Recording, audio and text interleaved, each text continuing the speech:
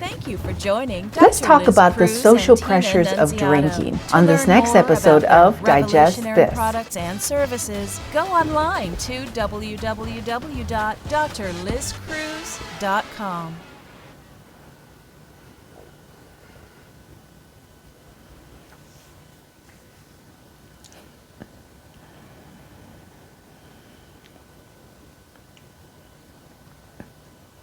Hello and welcome to Digest This. I'm Dr. Liz Cruz and I've got the beautiful Tina Nunziato sitting by my side. Hopefully you're watching us on YouTube.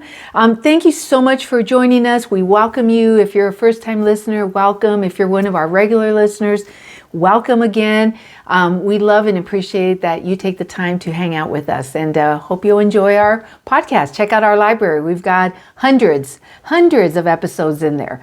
Let's talk about the social pressures of drinking, because I have definitely felt it, and I know you have, and I think it's definitely something that we probably, as we take care of patients and our wellness clients, I mean, I'm sure something that we encounter all the time. Well, the reason this podcast got triggered by actually doing a wellness consult with a patient who was trying not to drink for a while because she had all these digestive issues and she was trying to get to the bottom of them.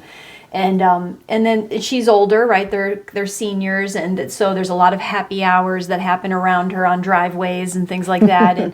and she was feeling pressured by a couple of the neighborhood ladies. Oh, why aren't you drinking? Oh, and that's harsh, right? Yeah, you don't want to have to sit there and explain your medical issues to somebody, for why you're not having a beer or vodka. And God forbid you just say, and you're just honest and say, I don't want to drink tonight, and I'm not, and it's you like, explain yourself. Why don't you want to drink? Yeah, so it's crazy. I just wanted to talk about that because I definitely felt her pain. Yeah. Because there was a period right before COVID. There was a year where I just gave up alcohol completely. Was that after our year of sangria? No. It was before COVID. Oh, before COVID. Yeah, it was the year before COVID where I just said, I'm not going to drink. Like, it didn't make me feel good, and I just decided to give it up. And again, we don't really drink very often, but we do drink. At that time, we were drinking socially. I would have to say probably COVID was, like, in my opinion, the most I've drank, because we were drinking sangria consistently. Yeah, during COVID. COVID, yeah.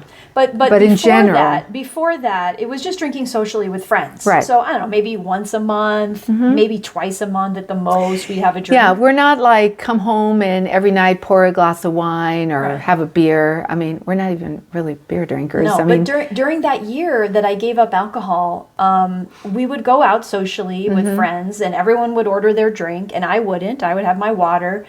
And the most uncomfortable moment in that is when everybody's got their drinks, everyone gets their drinks, and we're all doing a toast or whatever to seeing each other, whatever.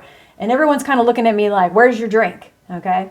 And then I would be like, oh, I'm just not drinking. We do a toast. And within 2 minutes, everyone would forget that I didn't have a drink. It just didn't matter after that, right? But that initial feeling of I'm not participating with everyone because I don't have the alcohol was a little uncomfortable. Sure. But I just got used to that initial uncomfortableness, and then it went away. Nobody cared anymore that I wasn't drinking. So I could relate to what she was saying. And then I know you can relate. Like, yeah, absolutely. You want to talk about like Christmas time for you this past I year? could totally relate. I mean, I haven't been drinking alcohol now for about 6 months, almost 6 months. And we threw a Christmas party here at home, and we had alcohol, and I just remember kind of feeling like, okay, everyone's drinking a little something, and it's Christmas, I feel like I should have something, but it was something that I imposed on myself. Okay, I made the decision to cut out certain foods over the last several months, and including any alcohol, so I just remember feeling like a little, I don't know, like, there was like that little bit of, I don't even know what the feeling was, but it was like, oh, I should have a little glass of something, but it's like, don't do it. You were pressuring yourself almost. I was pressuring myself. I was pressuring myself. And I remember a time in our life when, in our marriage, where I wasn't, drinking, and whenever we would go out, in order to mitigate the pressure and try to like not even put up with that, I would get like some cranberry juice and 7-Up. And then, and then everyone thought I was having, it's vodka or something. It's like, wow, it's just crazy how there are some people that feel that people should be drinking. And, but it is a true pressure out there. Own pressure that you put on yourself. Absolutely. That I should be celebrating. I should be joining everyone else. I should have alcohol, right? And you don't need it. Like, I mean, great, if you want to drink it, that's one thing. Sure. But if you're a person who doesn't want alcohol, you don't need the alcohol. And it's okay to, and to not put the pressure on yourself. So anyway, we were just talking about just things that I did during those times. Like when we were around friends, I felt okay telling them I'm not drinking, right? And if they don't get it, like, I mean, they're my friend, they should get it. They got it, yeah. Most everybody was like, never ever okay, an that's issue. fine. Yeah. It was just that initial uncomfortableness, right, with everybody, doing cheers. But for people that I didn't know, okay, like we would go to, whatever, parties or people's houses that I didn't know, and they'd all be, here, everyone's getting a glass of wine, and, everyone hears your glass. Right. Pour, the wine. So, of course, you take the glass. You're not going to be like, oh, I'm not drinking. Just let them put booze in your glass, right? I mean, you don't have to drink it. And if you are around a group of friends that maybe you're not super comfortable with, but they're still your friends and they're expecting you to drink, you can get that glass, tell them just to pour just a little bit. You can pretend, right? You can put it up to your lips and put it back down. I told her, I was like, I used to just pretend that I was drinking it. And then when no one was looking, I'd go to the sink and just dump it out. Nobody cares. Nobody is seeing this, okay?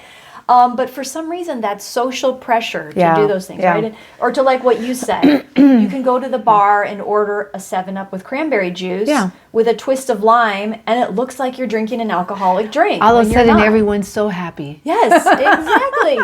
It's crazy.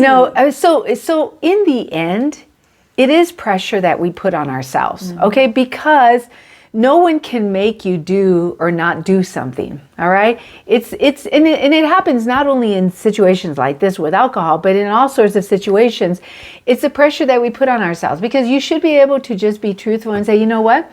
I'm not drinking tonight, but thank you very much, And if they want to question it, you answer and move on and not even care. But it's true. We do pressure ourselves, and so if you pressure yourself, because I'm one of those that could potentially pressure myself, like I did at Christmas time, then just pretend and pour yourself something and let it touch your lips, and then toss it out, or serve yourself like I've done in the past, a little 7-Up with a little cranberry, and I like the lemon twist too, because that really makes takes it to the next and level. It's got to be in one of those cups where you have a couple cubes of ice, and all of a sudden it's like just like fake yourself into drinking. Exactly. Yeah. Wait, I love it when we're at a loss. I know, because I was trying to think. There was something else I wanted to say, but I can't think of it anymore. But yeah, and it's funny because we all come from different backgrounds. I always like to talk about our background growing up, because we come from such different backgrounds, and with us, we didn't have any alcohol at the house. Nothing. It wasn't until, and then not even in college, and then not even in medical school. Yeah, I always tell Tina where I became worldly was when I joined the Navy. That's alcohol, and that's when the world, like, I was like, whoa, wait a minute, I've been like in a bubble, and so when we got together, and then we started hosting parties. Well, so I grew up as an Italian. Okay, we had wine when we were little. You had coffee when you were little. Puerto Rican, a lot of coffee. You had coffee, not wine. Right. Okay? So I grew up with wine. We had, every time my parents threw a party, there was booze. All right, there was beer, there was wine, there was hard liquor. Every single party, we start getting together and we start throwing parties. We got to have a baptism to baptize our baby. We got to have a birthday party, and my inclination was to have all the booze. And she's like, why do we have to have all this booze? I'm like, this is just what we do. Like, people come, they drink, right? So, I don't know, we got like We used to argue about that, like at the beginning, initially. because I was always like, you don't need booze to have fun. Right. But it was just we were coming from different backgrounds. So it was Exactly. something that we had to work with. And then as two- time went 2 to on, 3 years in, she's calling me before a party. So do we have enough wine? Do we have enough beer?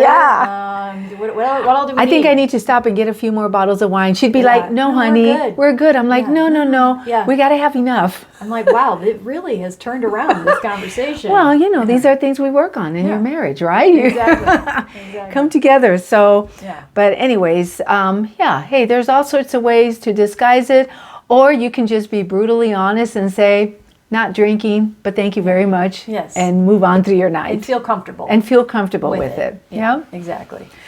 All right. So if you want to connect with us, and please connect with us. We'd love to hear from you. Email us if you have a topic. If you want a wellness consult, find us on our website, drlizcruz.com. There's a magenta color button on the homepage. You could click it and schedule a free 30-minute wellness consult. And yes, you heard right. It's free. You could do it from anywhere in the world, and because it's done over the phone. If you haven't rated us, please rate us and please give us a 5. It'll help other people just like you to find us easier. And lastly, if you haven't subscribed, please subscribe so that you never miss an episode. Thank you so much for joining us, and we will catch you on the next podcast. Thank you for joining Dr. Liz Cruz and Tina Nunziato. To learn more about their revolutionary products and services, go online to www.drlizcruz.com.